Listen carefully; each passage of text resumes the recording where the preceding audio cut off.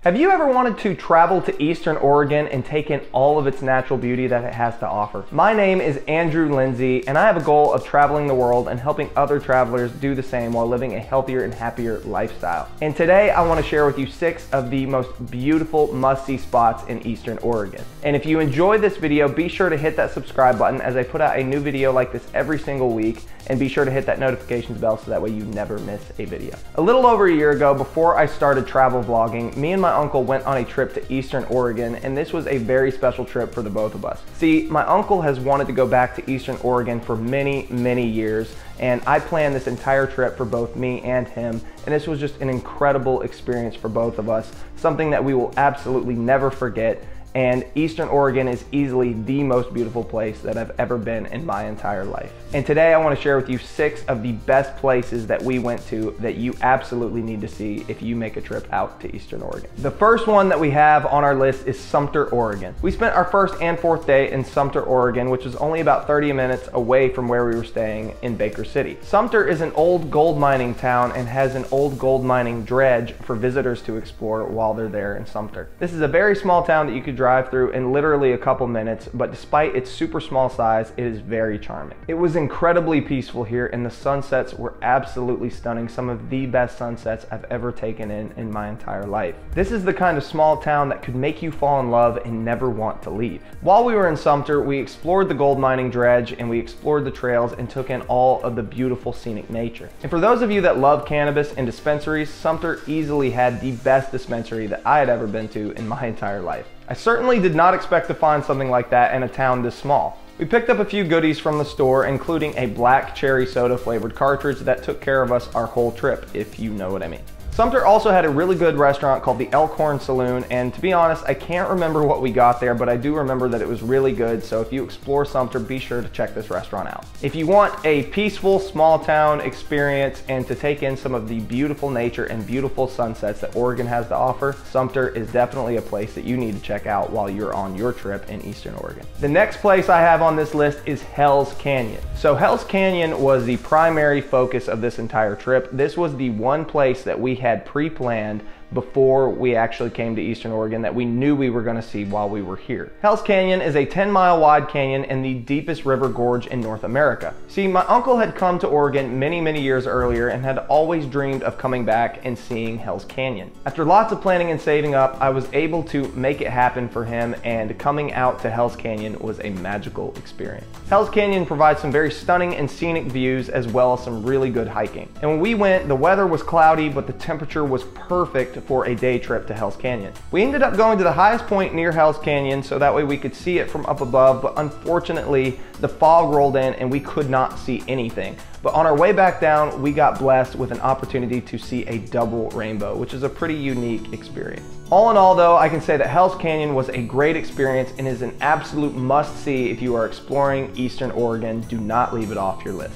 Now real quick, I wanted to mention my free resource, the Ultimate Budget Travel Guide. I put this free resource together so that way you would have a bunch of dream destinations as well as all the resources that you needed for those destinations to plan your entire trip all at your fingertips so you could save time, save money, and start making memories ASAP. And on top of that, this is an ever-growing free resource, so if you choose to pick it up, I will send an email out every time I update it, giving you the opportunity to download the updated version. And if you want to pick this up, you can do so by clicking the link in the description of this video. Now let's move on to the next place you gotta see in Eastern Oregon. The third place that we have on our list of must-see spots is Joseph, Oregon. On our 3rd day, we took a 2-hour scenic drive to Joseph, Oregon from Baker City, and I have to say, just the trip alone was worth it. The sights were so beautiful to get to Joseph, Oregon from Baker City. I had never seen such beautiful scenic views as well as just straight flatlands of green and then mountains in the background. It was absolutely beautiful and the drive was so worth it to get to Joseph. And Joseph is my personal favorite place that we went on the entire trip. This place is just magical. Now Joseph only has a population of about 1,200 people, but this is not your normal small town. This is a hidden gem in Oregon. Joseph, Oregon is nicknamed the Little Switzerland Switzerland of America due to its breathtaking Wallowa mountain ranges and is home to the most beautiful lake that I have ever seen in my entire life,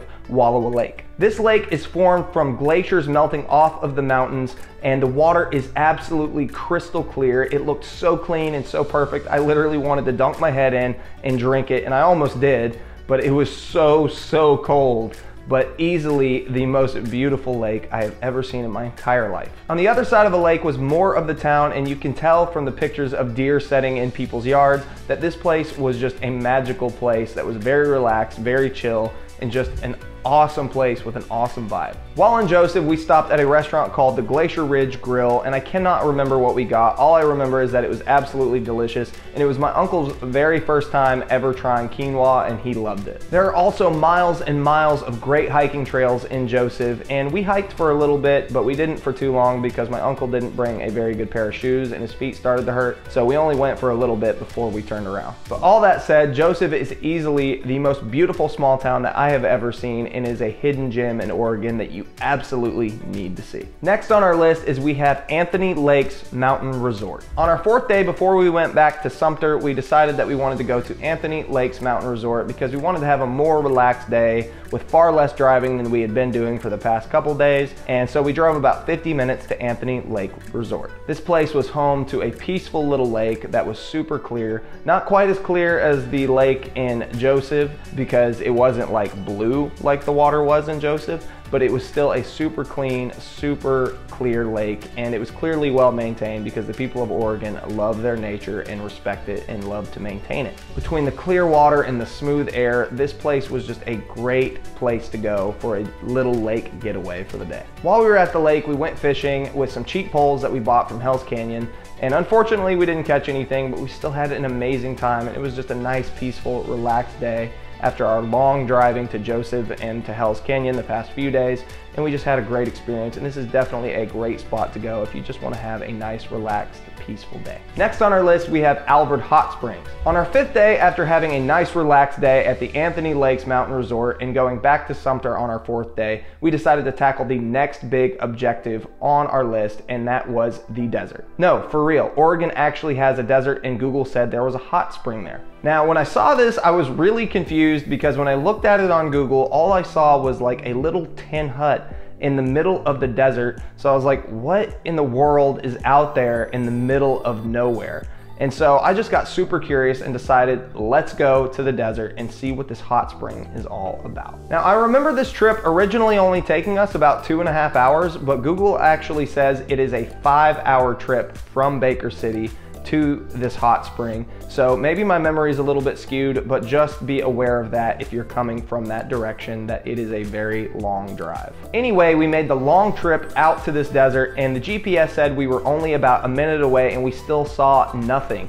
But then right after that, we saw this little hut in the middle of nowhere, and we saw this little building, some campers, and some old military bunkers just sitting out here in the middle of the desert. When we stopped, we were almost out of gas, and we were greeted by this incredibly kind couple who was able to hook us up with gas and just made our experience there super welcome, and this turned out to be one of the best experiences of our entire trip. Now, if I remember right, it only cost about $10 or $20 to get access to the hot spring, as well as the Alvord Desert, which is a 12 by 7 mile dry lake where you can drive as fast as you want. In fact, Jessie Combs broke the fastest land speed record set by a woman out here, achieving a speed of 522 miles per hour in a jet with wheels on it that was built from a fuselage of a Lockheed F-104 Starfighter jet fighter in 2018. Sadly, in 2019, she tried to break her own record and ended up crashing, which resulted in her passing.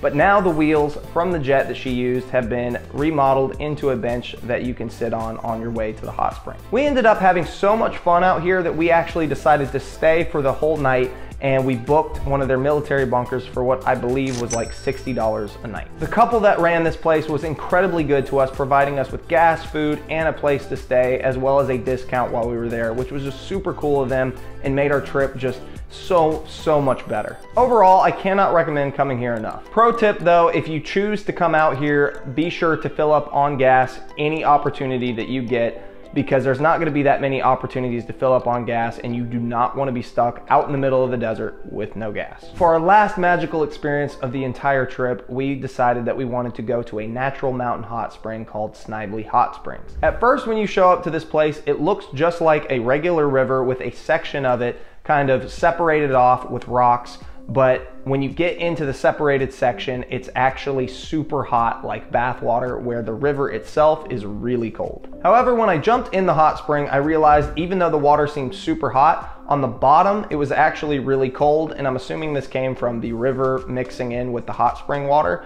and the hot water floating up to the top where the cold water stayed on bottom.